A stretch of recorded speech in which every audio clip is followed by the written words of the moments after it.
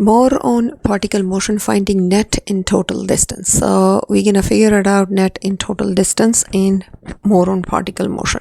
The graph below represents the velocity. Velocity means that's my first derivative, which is measured in meters per second of a particle moving along the x-axis. So this graph represents the velocity. This is a first derivative. That's a first derivative graph. If that's the first derivative graph, we remember every y value is my slope. Okay, let's go from here.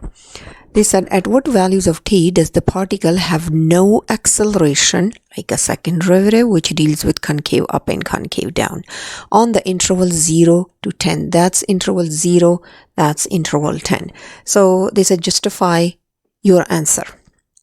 So acceleration is undefined, like it's undefined. If it's undefined, then we're gonna say, okay, there is no acceleration there. So if you guys check, this is a velocity. If I'm looking for a derivative, if I'm looking for acceleration, then it means I'm looking for tangent lines on the velocity graph, on the first derivative graph. So I'm drawing a tangent lines and see where my tangent lines are undefined. So you guys can tell all these from 0 to 1, they are all positives. From 0 to 1. From 1 to all the way 3, they are all negative slopes. They are all negative slopes. Now from 3 to 6, I can tell that's 0, right? That's exactly 0. So it means I have a acceleration here, but acceleration is 0 here. You know acceleration, I'm talking second derivative, and that's why I'm trying a tangent slopes here. Now from 6 to all the way here till 8, these are all, when I draw tangent lines, these are all positive slopes. So these are all positive slopes. Let me see, the green tangent lines, I'm going to draw tangent lines, they are all negatives, like this. This one is red, that's tangent lines, and that's slope. Like I'm just drawing tangent lines, so you know I'm drawing tangent lines. I'm not just talking about the stuff, since they're asking acceleration. Next one is, let's try a different color. 8 to all the way 10, these are all tangent lines are negative. So these are negative. That the derivative, the function is not differentiable when you have a cusp, or there are more than one tangent line you can draw, more than one tangent line. So that's where the cusp, it's undefined, more than one tangent line, it means it's not differentiable. So if you guys check the whole function, 1 is not differentiable because we have a cusp here. So I'm going to say, at what values of t does the particle have no acceleration? So I'm going to pick all the justification from the question. I'm going to say at t equal 1, t equal 3, right here, and t equal 6, and t equal 8. These are all the t values that the particle have no acceleration. So these are the value, the particle, I'm giving them justification from the question, have no acceleration, have no acceleration. Because a of t acceleration is undefined.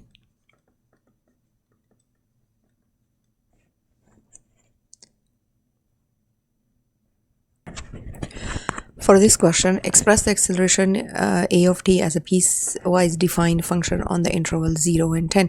Acceleration means we already know this is a second derivative, and in this case, since this is a velocity graph, we are talking about tangent slopes.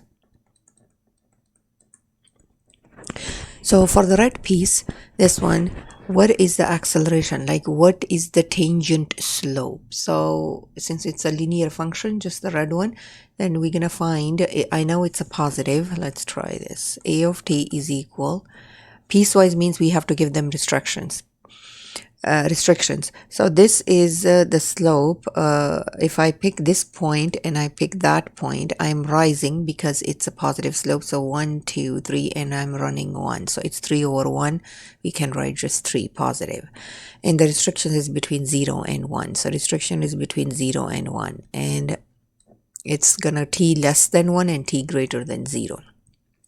The green one, the next one is, this is a negative slope. I know that that's going to be negative, but what is the slope? So pick any 2 points on this line and you're going to fall and you're going to run to the right. So this is 1, 2, 3 and run to the right. So it's negative 3. The restriction is between 1 and 3. So the restriction is between 1 and 3. This one is, you guys can tell that's a 0. You know, the tangent slope is 0 because when I draw, it's a 0 slope. So it's 0. And the restrictions is between 3 and 6. So it's between 3 and 6. You know, it's greater than 3 and less than 6. Next one, the yellow one is, this is a positive, so I'm rising and falling. So pick 1 point or 2 points, sorry, right here, and I pick this one. You can pick this and that either way. So I'm rising. So how many times I'm rising? 1, 2, 3. Like I'm looking at this line. 1, 2, 3, and I'm it's positive 3, running 1. It's positive 3, and the restriction is between 6 and 8. This one is actually, that's negative. So if it's negative, I'm going to write negative here. Pick this point and pick that point. So I'm falling. So I'm going to go 1, 2, and 3, and 1, 2. So negative 3 over 2. So this one is negative 3 over 2. And the restriction is between 8 and 10. It's between 8 and 10. So this is my piecewise for acceleration. Okay, for this question, for what values of t is the particle moving to the right, to the left? Justify your answer. Left and right means I'm talking about a velocity and where I'm going positive to negative on the graph. This is already a velocity graph, which means every y value is my slope, and I already write it down up here. Velocity first derivative, it means every y value is my slope. So wherever it's above x-axis, that's my positive velocity, where I'm going to the right. So I'm gonna say the particle is moving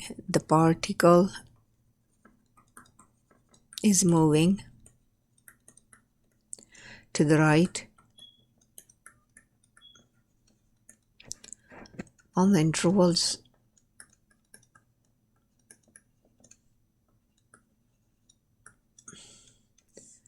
0 to 2.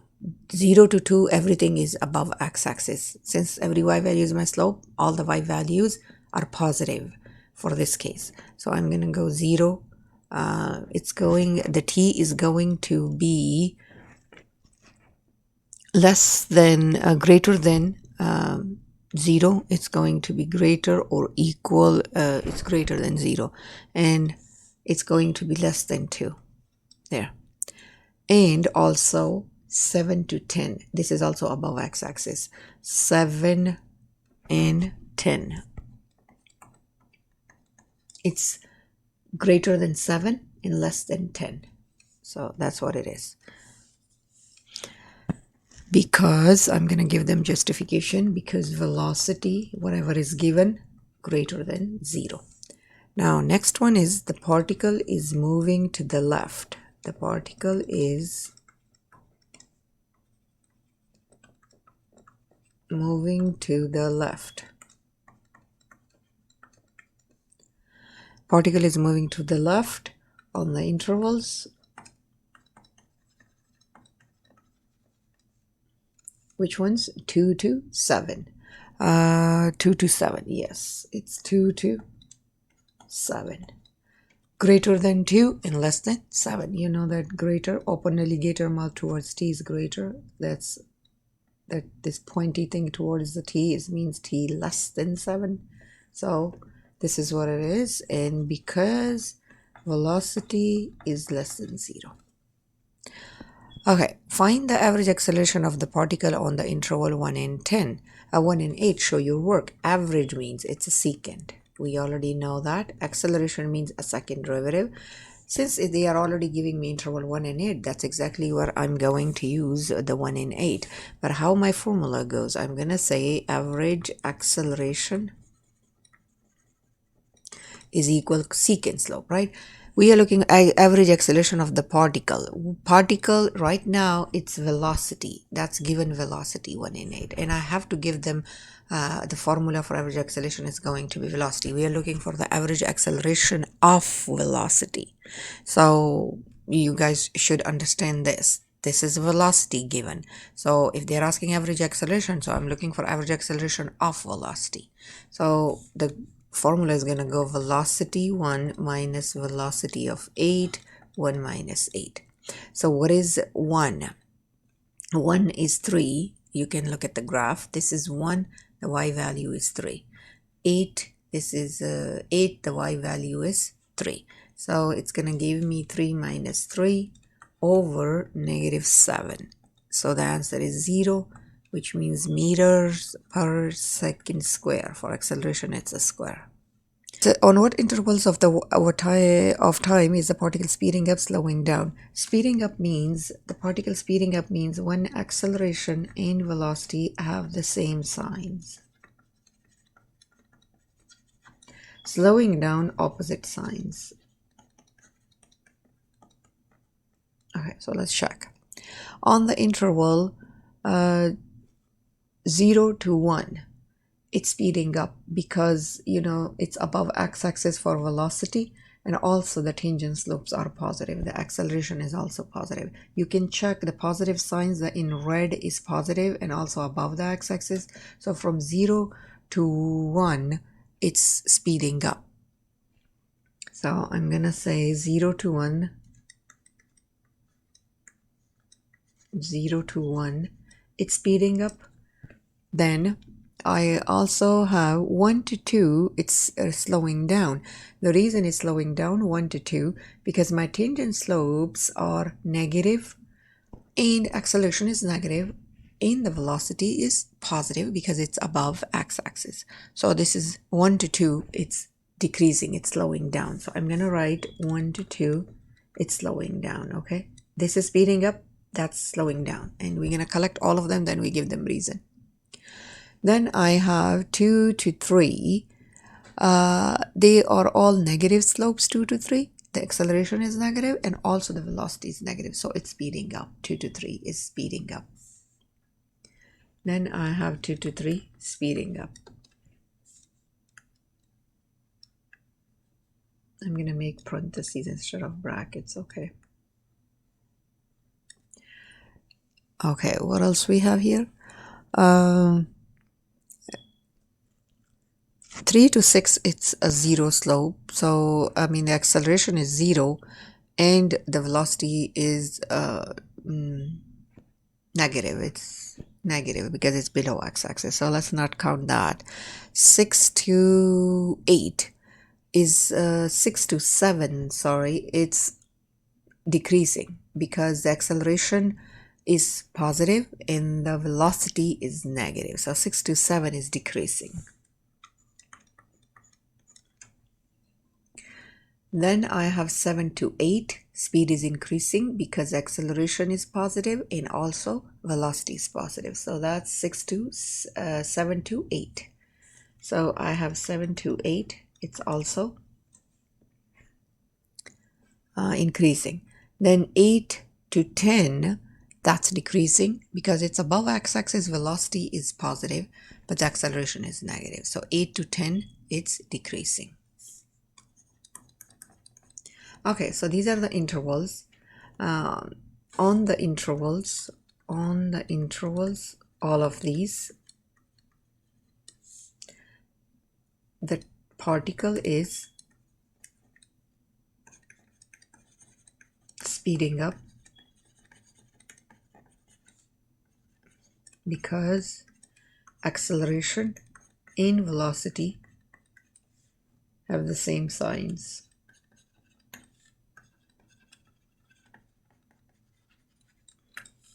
This one, the particle is slowing down because acceleration and velocity have opposite signs.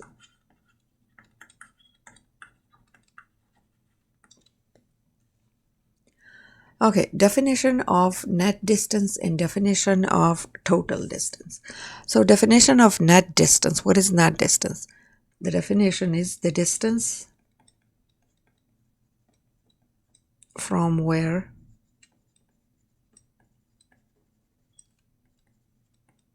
the object begins and where it ends.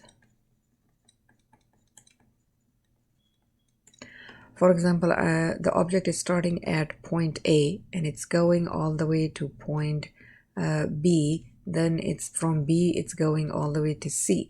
So the distance from where it begins at A and ends at, like this is beginning, that's begin, and that's end. So this distance is called net distance. So what is total distance? The sum of all the distances,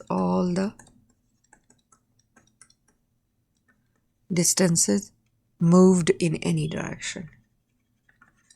Moved in any direction. Okay, for example, from A to B, I'm going in this direction. Then from B to C, I went back.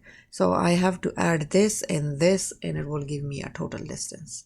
If the particle is moving in the same direction the entire amount of time, what can be said about the net distance and the total distance? If the particle is moving from A to whatever point, but it's going in the same direction, it's not going left or right, it's just either going right all the way or left all the way, then it means the net distance is equal total distance.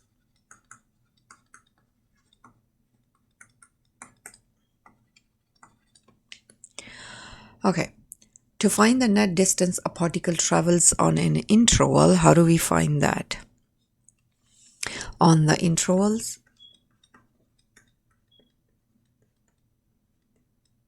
on the interval AB closed, the net distance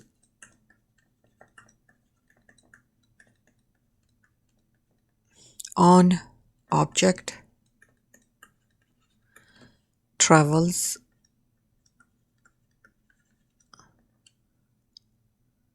the net distance in object. Okay, the net distance in object travels is P of A, like a position, minus P of B within the absolute lines, where P of T is the position function.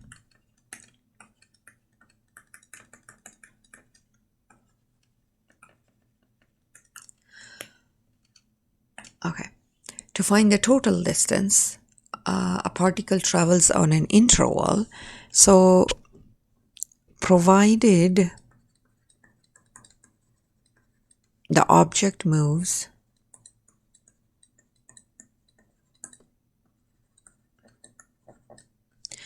the same direction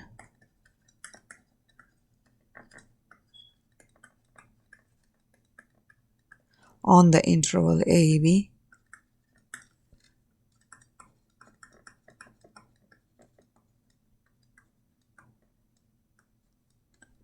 total distance is equal P of A minus P of B, absolute lines. But if the object changes, if the object changes directions at t equals c, for example, on AB intervals, then total distance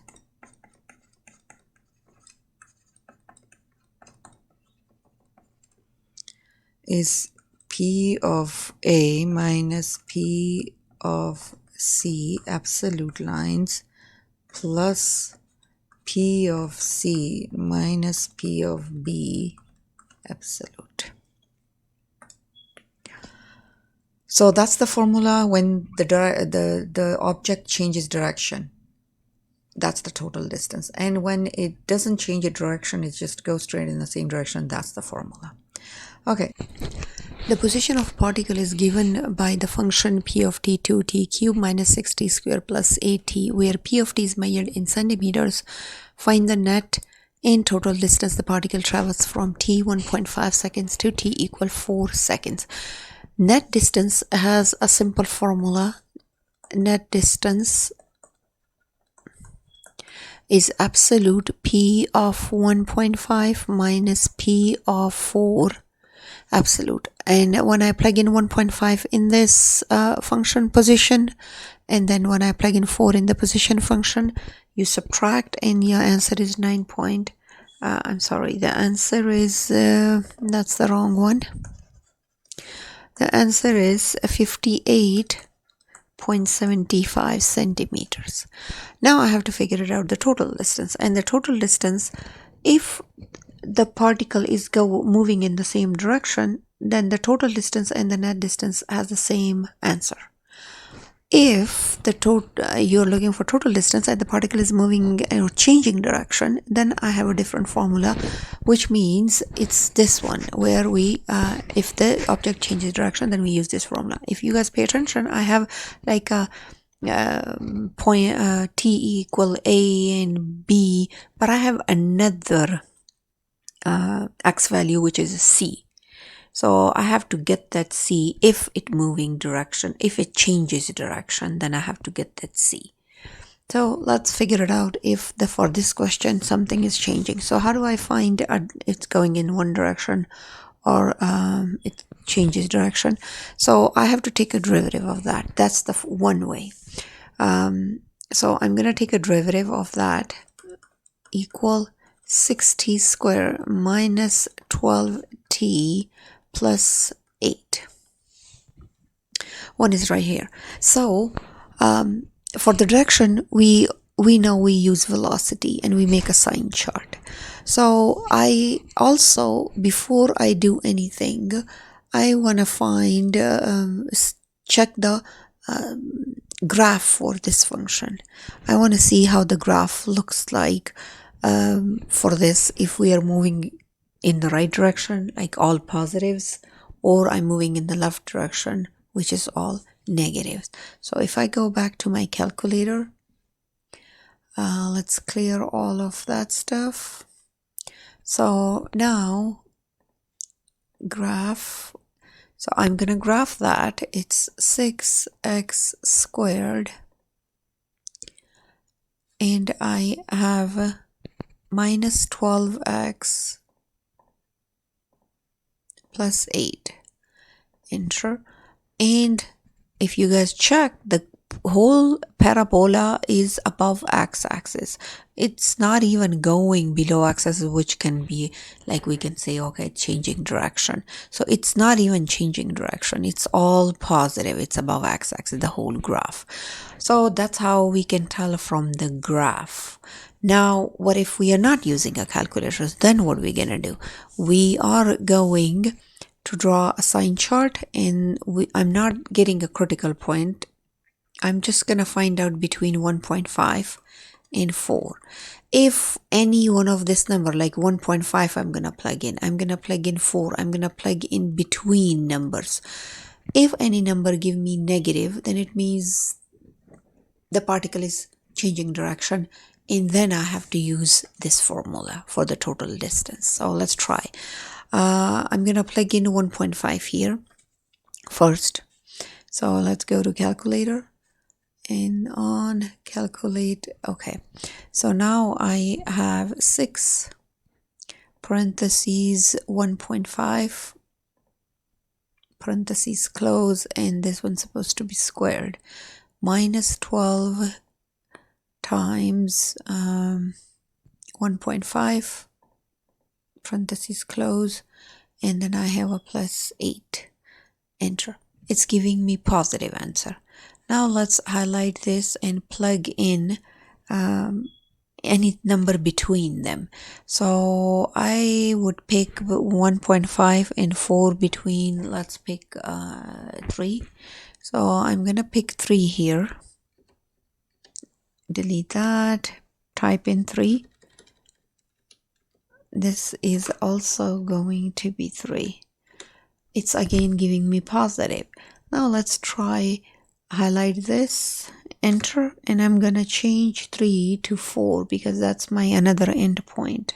So again, it's giving me positive. So if you guys pay attention, starting from 1.5 all the way till 4, we are all positives, which means the particle is moving in the same direction.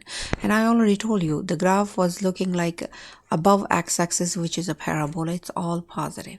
So we're gonna say this function is greater than 0 for all values 1.5 and 4. So the particle is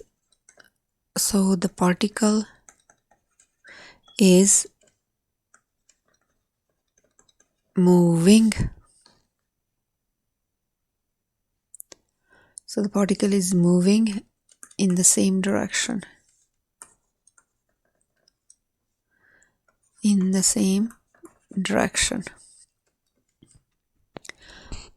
Therefore, the net distance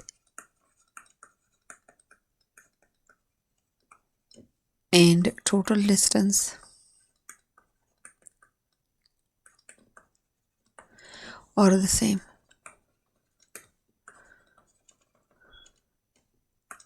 The position of the particle is given by the function this, where p of t is made in feet. Find the net and total distance of the particle travel from 0.5 to t 1.5. Again, let's find net distance equal p of 0.5 minus p of 1.5 absolute. The answer is 9.367 feet. 367 feet. You guys can plug in the calculator in this position function and you will get the answer. Now let's figure it out if the total distance is same direction, the whole thing, or changing direction. So I'm going to take a derivative of that. So I'm going to go velocity, because velocity is the only one giving us direction. E to the power 2t derivative is e to the power 2t times 2 minus 8. So that's my derivative graph. So I'm gonna check the graph first, and then we will do it as a sign chart. So let's go back to the graph in tab. Let's delete that and type in e to the power 2x times 2 minus 8. You enter. This is what I got. So you can check. It is changing direction, because on the top this is above x-axis going to the right. From here to here it's going to the left. It's negative. Then which means I need a x value c. What is that c? It's always x in calculus. It's always x. Y value is always k.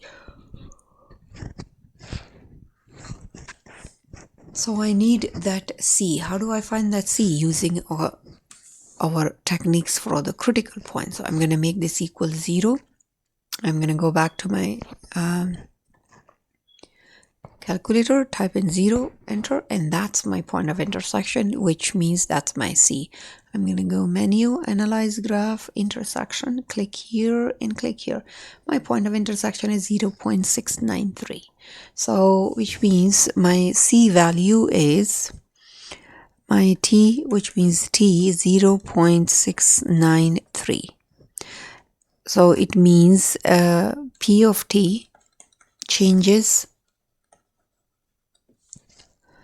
direction.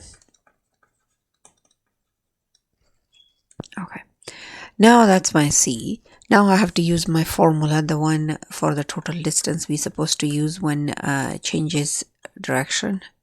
Total distance equal, I'm gonna go P 0.5 minus C, which is 0.693 absolute, plus P 0.693, which is a C, minus P 1.5. When you solve this using a calculator for plugging in the P function, the original function, the answer is 9.894 feet. It's not that much difference if you guys pay attention, but I mean it is. Okay, next question. The position of the particle is given by the function P of t equal t plus 2 sine t, where P of t is made in feet. Find the net and total distance of the particle travels from t equal pi over 6 minutes to t equal 5 pi over 4 minutes. So, again, net distance means P of pi over 6 minus P of 5 pi over 4, an absolute. So when we plug in pi over 6 in this function and 5 pi over 4 and you subtract, the answer is 0.989 feet. How do we get this the total distance? Again, I have to check if it changes sign or not, changes signs or changing direction or not. So I'm going to take a derivative of that. V of t equal t derivative is 1 plus 2 stays as a 2. Sine t derivative is cosine t. So I'm going to try, since it's a trig cosine, and you guys know that cosine always goes like this. So it is changing direction. You can graph it, check, it changes direction. Then I need a C. So I'm going to make it equal 0. And I'm going to use my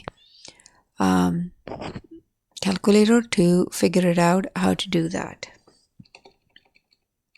So the answer is the 1 plus 2. My trig is technically, I'm looking for cosine x. You enter. There you go. And also I have another tab which is 0 already. So my point of intersection is right there. I mean, you guys can tell that's my point of intersection. So I'm going to go there and my t is equal 2.094 and changes signs. Changes signs mean changing direction. Then we use a total distance formula because it's changing direction. Equal P of A, which is pi over 6, minus P of 2.094 absolute plus absolute 2.094. I mean P of minus P of 5 pi over 4. Plug in each one of the value in the P function, like the position function. The answer is 3.617 feet.